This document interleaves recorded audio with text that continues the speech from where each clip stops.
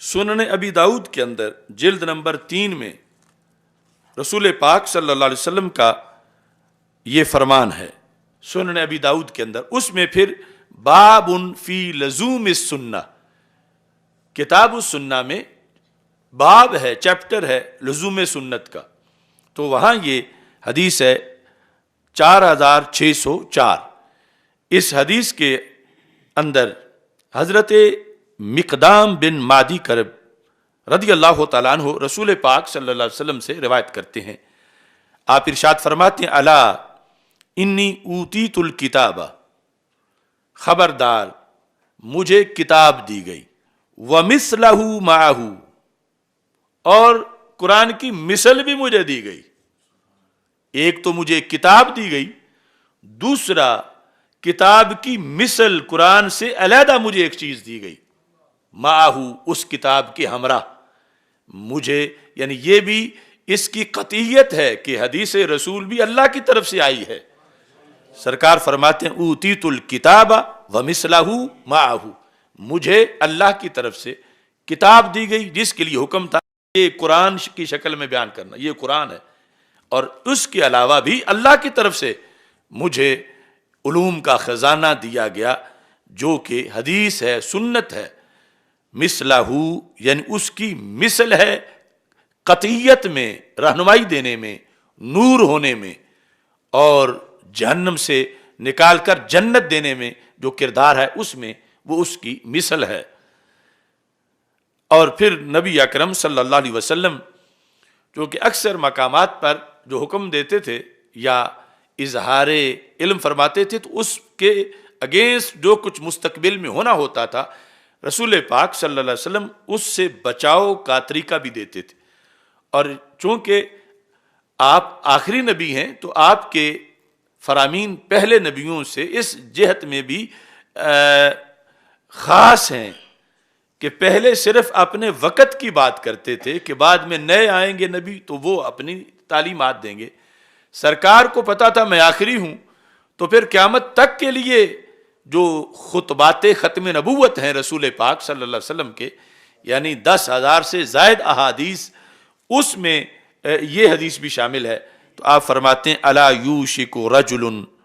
شبعان علی اریکتہ، فرمایا خبردار قریب ہے ایسا زمانہ کہ ایک شخص کھا پی کے ڈکار مارتا ہوا سیر ہو کر تخت پہ بیٹھا ہوگا، چارپائی پہ بیٹھا ہوگا، اور کیا کہے گا علیکم بہذا القرآن،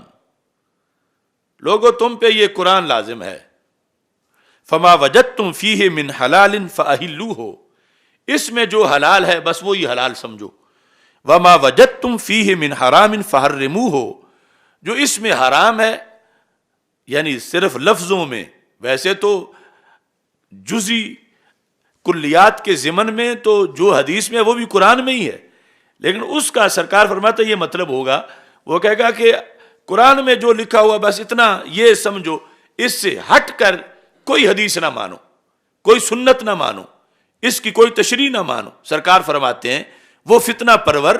اس طرح کھا پی کے ٹیک لگا کے اپنے تخت پہ یا اپنی چارپائی پہ بیٹھا ہوگا اور بک بک یہ کرے گا. اب اس سے پتہ چلا کہ وہ کوئی یہودی نصرانی نہیں ہے، وہ کوئی ہندو سکھ نہیں ہے،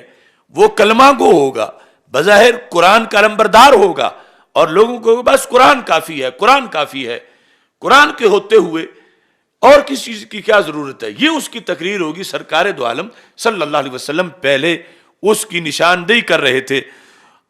فرماتے ہیں سرکار دو عالم صلی اللہ علیہ وسلم وہ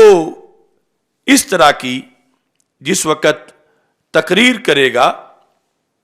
تو نبی اکرم صلی اللہ علیہ وسلم فرماتے ہیں میں تمہیں بتا رہا ہوں کہ تم نے اس کی بات نہیں سننی. وہ مثل کی نفی کرے گا، وہ کہے گا صرف قرآن مانو. جس طرح کہ ویسے تو پوری امت اہل قرآن ہے، قرآن والی ہے، لیکن ایک فرقہ ہے اہل قرآن کا کہ جن کا یہ نعرہ ہے کہ قرآن کافی ہے، قرآن کے علاوہ، یعنی ان کے مقاصد ہیں اس میں کہ حدیث آئے گی تو پھر نماز کے وقتوں کا پتہ چلے گا، پھر طریقے کا پتہ چلے گا، ज़कात के तरीके का पता चलेगा, हज के तरीके का पता चलेगा, तो फिर दीन पे अमल हो सकेगा। और अगर हदीस का मरकई फाड़ दिया जाए माज़अल्लाह, तो फिर ज़ाहिरी तौर पर कहते रहेंगे कि हम दीन वाले हैं, लेकिन कुरान सामने रख हम कहेंगे तो इसमें तो जिक्र ही नहीं कि 5 पढ़नी है, जिक्र ही नहीं इसमें कि इतनी रकतें पढ़नी है, अगरचे वो इजमालन वो ऐसी चीज़ें मौजूद हैं। तो इस तरह पूरे दीन दुश्मनी के लिए वो स्टेप ये इख्तियार करेंगे, बस कुरान काफ़ी है, कुरान के अलावा और किसी चीज़ की ज़रूरत नहीं। तो सरकार ने फरमाया मैं पहले तुम्हें बता रहा हूँ कि तुमने उसकी बात नहीं माननी, मैं तुझे बता रहा हूँ मुझे सिंगल कुरान नहीं दिया गया, मुझे कुरान भी दिया गया और कुरान के साथ मुझे उसी की मिसल हदीस और सुन्नत का खजाना भी अता किया गया।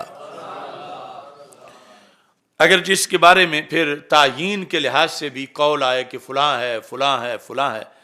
मुराद हर मुनकिरे सुन्नत है, खा वो माजी में हो चुका है या आज है या आगे होगा। वो जब भी अपनी ऐसी बैठक लोगों को बिठा के वो ऐसी बातें करेगा तो उसी पर ये हदीस फिट आएगी कि सरकार ने इसका फरमाया था, यानी उसी जुमरे से है कि जो इस तरह की गुफ्तगू कर रहा है सुन्नत के खिलाफ। तो इससे ये पता चला कि हमारे आका सल्लल्लाहु अलैहि वसल्लम को किस कदर पसंद है